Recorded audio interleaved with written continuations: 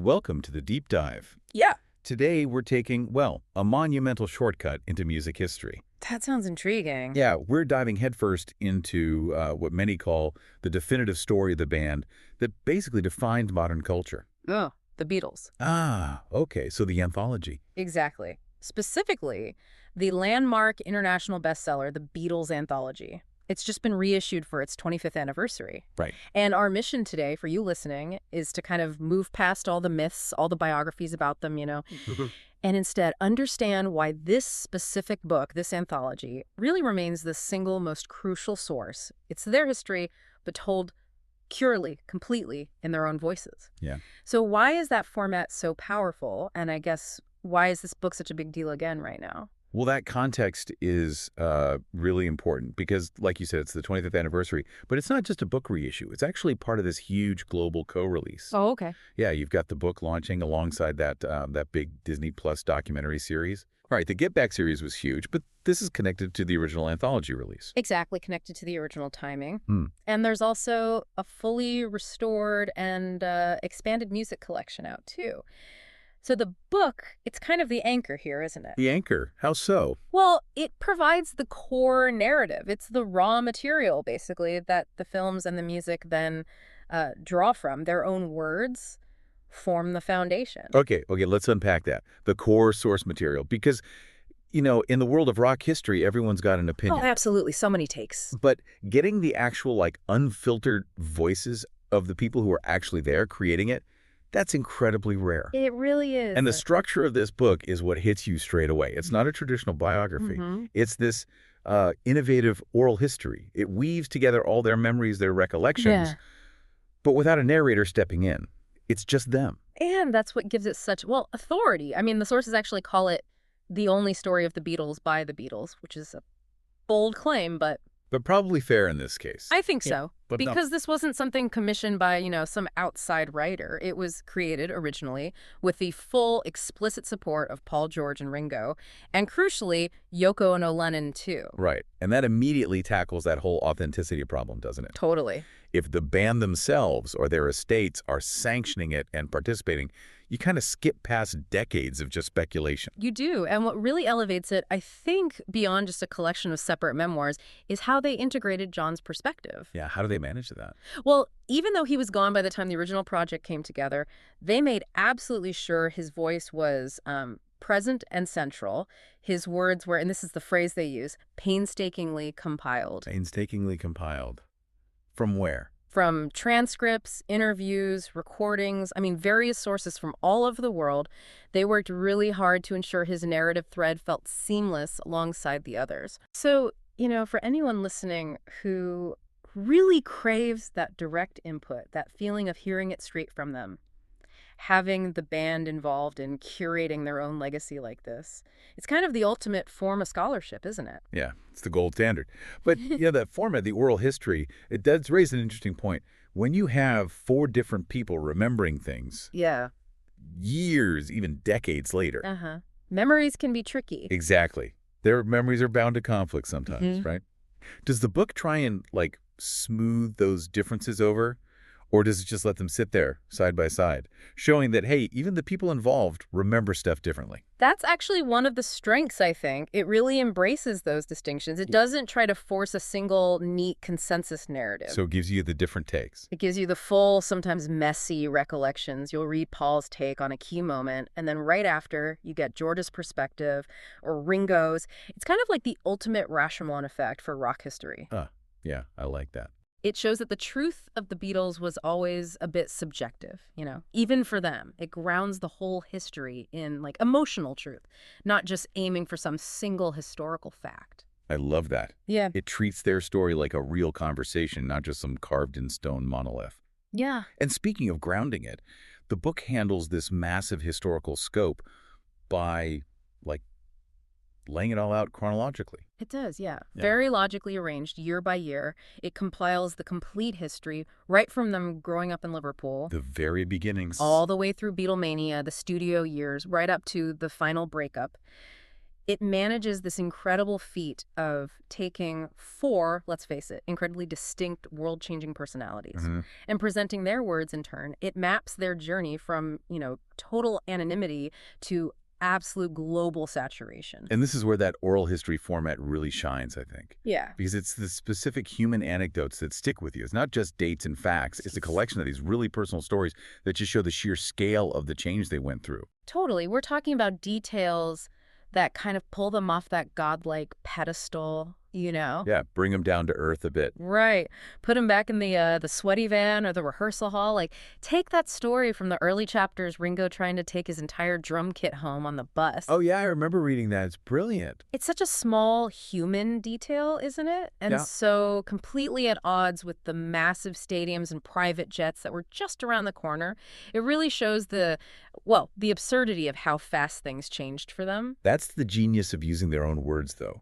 Yeah. Only Ringo would remember or think to tell that story, because back then it was just a massive, annoying logistical hassle for him personally. Yeah, before he was Ringo Starr, legendary drummer. Exactly. It's a moment of just delightful normalcy before the absolute hurricane hit. And that contrast, that sort of whiplash, runs through the whole book. You jump from Ringo wrestling with the Liverpool bus timetable to these truly surreal, defining moments later on, like their much anticipated, slightly awkward audience with Elvis. Oh, the Elvis meeting. Right, you get the full spectrum, Yeah. The struggle, the sublime, the weirdness, all of it. And crucially, the book really digs into the core business, right? The actual creation of the music. Oh, yeah, definitely. It details the making of these, era-defining albums. It specifically dives into the creative atmosphere around albums like Street Pepper. What does the book tell us about that album's creation that maybe a standard biography might miss? Well, instead of a biographer just saying, oh, they felt creative pressure, you get the band members actually describing that pressure, that experimentation. In their own words. Exactly. You'll read Paul talking about the endless hours they spent just searching for the right sound, fiddling with tape loops, or George reflecting on how detached they sort of became from the outside world during those intense sessions. Right, locked away in Abbey Road. Yeah. You're reading directly from them how that massive shift in music actually happened, session by session, argument by argument sometimes. It makes the magic feel, tangible and like hard work, not just some accident. That depth is so critical. And of course, the book gives you the full story, the whole arc, right up to the end. It does. It doesn't shy away from the difficult stuff, the poignant conclusion. It details those final moments, including that very last photo session they did together at John's house, Tittenhurst Park. Wow.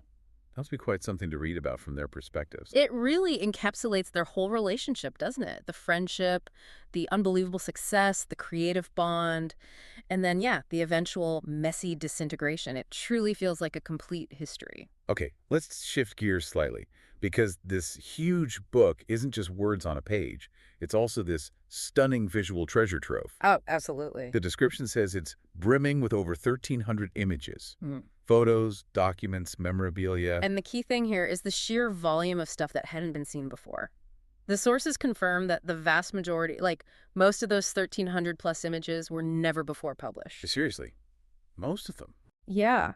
And crucially, they weren't just scraped from, public archives or press photos. They were pulled directly from the personal archives of Paul, George, Ringo, and Yoko Ono Lennon. Whoa. Okay, so we're talking genuine insider stuff, like family snapshots, maybe, private documents, candid backstage moments that, a professional photographer would never have caught. Exactly that kind of thing. It takes the visual side of the story to the same deeply personal level as the oral history. It's their stuff. That's incredible access. It is. And the memorabilia, too. Things like unique documents, original concert posters, maybe handwritten notes, set lists, rare ticket stubs. That stuff also came from deep inside their inner circle. From Apple, their company, from EMI records, from other trusted associates. So the visual part really provides crucial evidence and adds this whole other layer of emotion that backs up the memories. Right, it makes it all feel more real. Definitely. And another smart thing they did to make sure the story had real depth was bringing in voices who weren't actually in the band, but were right there for basically every major moment. Ah, the supporting cast. Yeah, the close associates. They provide that critical context, the view from slightly outside the Fab Four bubble. Okay, that makes sense. Like, why is including someone like Neil Aspinall, their road manager, so important when we already have the story from Paul, George, John, and Ringo? Well, Aspinall gives you the perspective of, like, the workhorse. Hmm. The guy dealing with the non-celebrity reality of Beatlemania. Right. The logistics guy. He saw the chaos on the road, the endless travel, the exhaustion, the sheer weirdness of it all, and the emotional toll that fame took. His narrative is kind of the essential counterpoint to the glamour. It grounds the whole thing in the day-to-day grind. Yeah, the nuts and bolts behind the magic. Exactly. And then, of course, you absolutely need George Martin, the producer. The fifth Beatle himself. Right. Right. His contributions give you that crucial technical and musical depth. I mean, the band can tell you what they wanted to achieve sonically. But Martin explains how they actually did it. How they manipulated sound, how they pushed the studio technology, how they achieved those revolutionary effects. He basically gives the creative process its engineering blueprint. That makes the studio sections make so much more sense. And who else?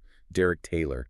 Yeah, Derek Taylor, their spokesman, especially during the later period, he helped manage their public image during the absolute height of the craziness, the cultural phenomenon. So he saw how the world reacted. Exactly. He provides that sort of external perspective, what the world saw versus what was actually happening inside the bubble. So you put all those supporting voices together with the four main ones, and you really do get this, like, 360-degree view of the whole thing. It sounds incredibly comprehensive. It really is. And if you kind of tie all these threads together, the oral history, the chronology, the visuals, the supporting voices, what emerges is the overall sort of emotional character of the book.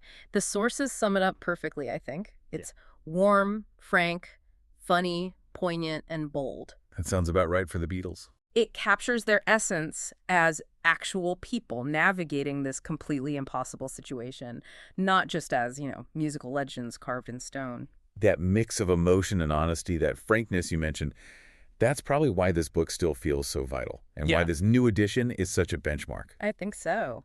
So the final takeaway for you, listening right now, is that this huge authorized book really does reflect the music that has inspired generations, like the sources say.